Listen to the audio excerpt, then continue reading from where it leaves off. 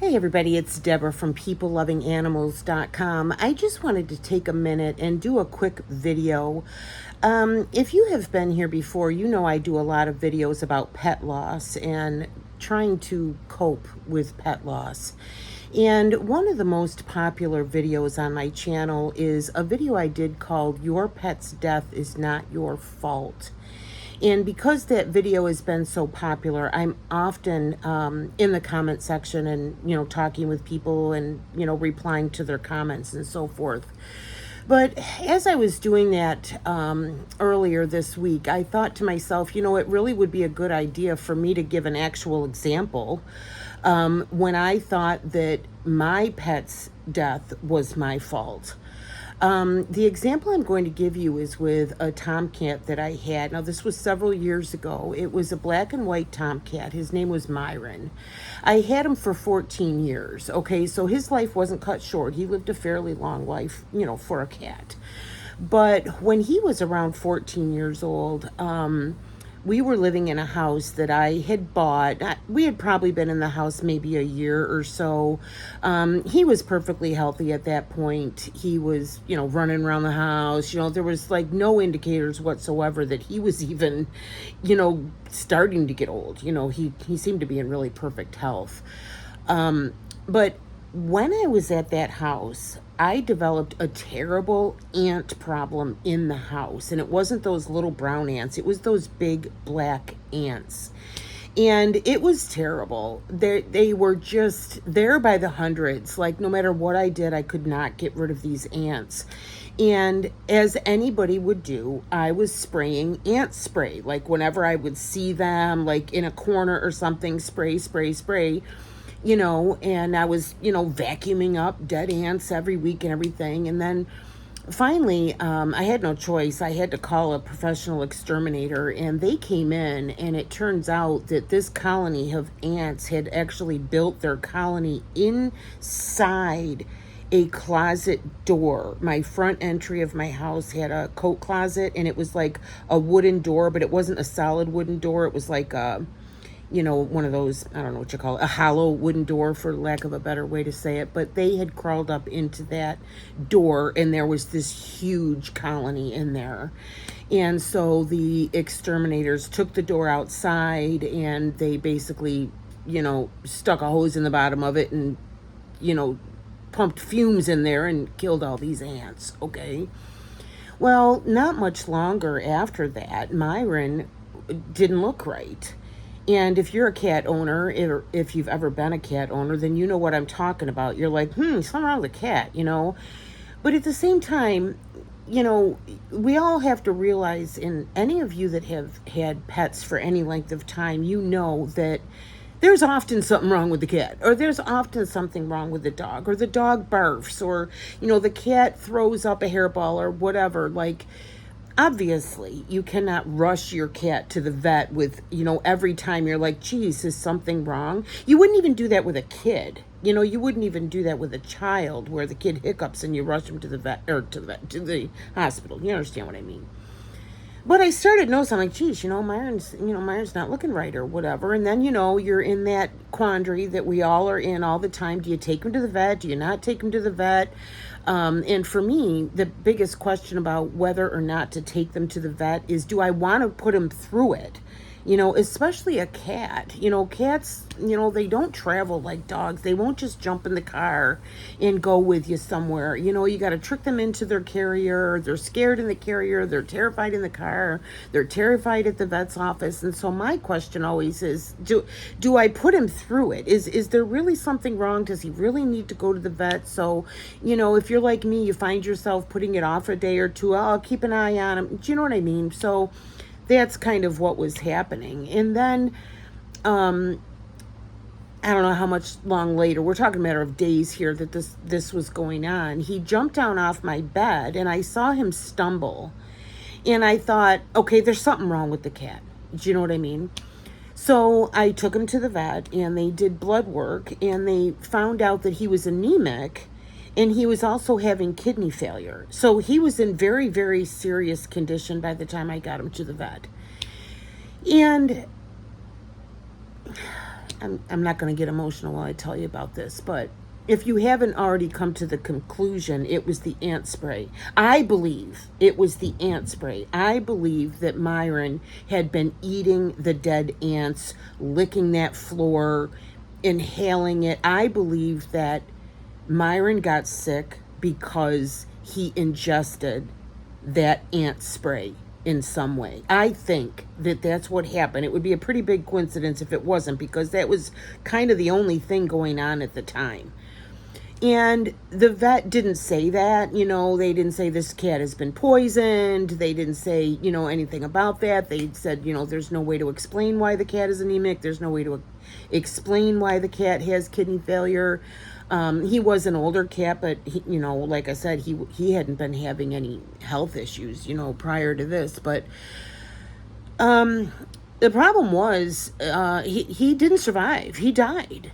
And I can't remember now. It was a long time ago. I can't remember exactly what they did, but he had medicine, which was probably iron now that I think of it. They probably sent me home with iron to give to him to try to, the fact that he was anemic. Whether he had kidney medication, I honestly don't remember, but I remember being sent home with him, and I remember having to give him medicine every day, and I remember that the prognosis was not good.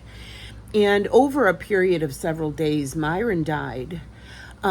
He died on my kitchen floor. He went and he laid on the kitchen rug in front of my sink and stayed there. He wouldn't eat, he wouldn't drink. It was a struggle to try to get him to take this pill every day. And as much as I hated to continue to weaken him and upset him by wrestling with him to try to get him to take this medicine and everything, I was desperate. I had taken a couple days off of work. I literally laid on the kitchen floor for 2 or 3 days with Miron, begging him to eat, crying, praying, and trying not to get emotional. The day that he died, I was wrestling with him, trying to get him to take the medicine. And I believe he went into cardiac arrest because he jolted and let out kind of not a scream, but let out and he was dead. I believe that he went into cardiac arrest. Not because, I'm giving him the medicine, but he had weakened so much by that point that yet one more excitement of this, and so I called my boyfriend at the time, and he came over, and we took the cat to the vet, and I carried him in the vet's office, and I knew that he was dead, and they basically confirmed that he was, and I had Miron euthanized. Okay, so the reason why I'm making this video, the reason why I'm telling you this story is several things. First of all, it happens to the best of us, okay? I don't know any pet owners who have not made mistakes with their animals. I don't know any pet owners who haven't said, geez, do I take them to the vet? Do I not take them to the vet? And then something happens. You're like, I should have taken them to the vet sooner, or I should have went to another vet for a second opinion, or I should have known better. In my case, it was like, I should have known better. I should have known better. I should not have been spraying ant spray in the house. Do you know what I mean? Like, hindsight is 20/20. I don't know any pet owners who have not gone through something similar where they're like, oh my God, it's my fault. Oh my God, something that I did or something that I didn't do or something that I should have done or something that I couldn't done. You know what I mean? Anybody who's ever been a pet owner for more than 5 minutes knows what this is and what this feels like. Do we make stupid mistakes that actually result in the death of our pet? Yes. You let the dog out without the leash. He gets hit by a car. You know what I mean? In my case, I sprayed ant spray in the house. It poisoned the cat. I don't know for a fact that happened, but, it certainly is a possibility. But the point I want to make with you in this video is when you were listening to me tell that story, and I got to the end and the cat died, what were you saying to yourself? Were you saying, oh, for crying out loud, this woman is an idiot. What was she thinking? How dare, you probably were not thinking that, especially if you're a cat owner, because you've been in these shoes, you know what this is like. So I'm not asking, say, it really wasn't my fault after all. That's not what I'm saying. What I'm saying is Did I wake up that morning and have intention to kill Miron? Did I, when I was struggling to deal with those ants, and I was doing everything I could think of to get these ants out of the house? I lived alone. I didn't have a husband. There's nobody else. I had figured it out for myself. Do you know what I mean? Did it ever occur to me that I was hurting my cat in some way? Did it ever occur to me that I was doing something that was going to be harmful for my pet? Do you know what I mean?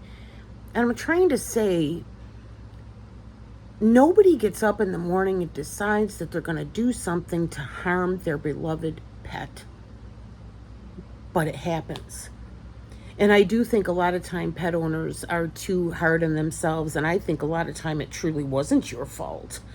Do you know, like I always say, cats in particular, they will hide their illness. It's a natural instinct for them, because cats are prey in the wild, and so for them to appear ill or weak, you're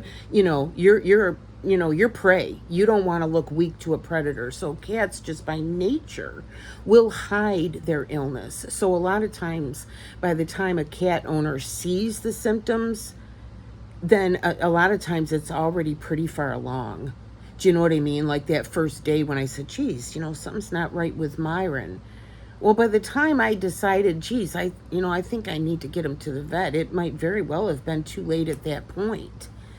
It also could be possible that Miron's illness had nothing to do with the ant spray. I'm trying to put two and two together. I'm trying to figure out what the hell happened, right? So I hope I'm making sense. I hope this video helps somebody. I just want you to consider that if you think that your cat's death was your fault, I really want you to consider, did you mean to do it? Did you have any ill intentions toward the cat? Do you know what I mean? Would you ever have done anything to intentionally hurt your cat? Are you a human being? Are you entitled to make mistakes? Can you realize that every day of our lives we are learning things we didn't know the day before? Hindsight is 20/20. Will I ever do that again? Will I ever spray any sort of, poisonous ant spray or anything in my house again when I have pets? No, I absolutely will not. But it's because I've had that experience. Hadn't had that experience prior. I didn't know. It didn't occur to me. Do you understand? I'm not making excuses. I'm just simply saying you have got to think it through logically. And I want you to think it through. If you were to go to somebody like I've gone to you right now and tell your story, this is what happened with my cat, how do you think somebody would react? Would somebody say, yeah, this was totally your fault? Do you know what I mean? What amount of compassion or understanding would you give to somebody if they came to you with this same scenario? Chances are you loved your cat. You did the very best you could for them. When they became ill or were injured or whatever the issue was, I have no doubt you did the best that you could with the resources and the information and the life experience that you had at that particular time to do the best thing you can, to make the best decision you can. We can only count on what our vets do or don't do. Vets can make mistakes. I just want you to really consider it and realize that the most likely thing is it's not your fault. I hope this helps.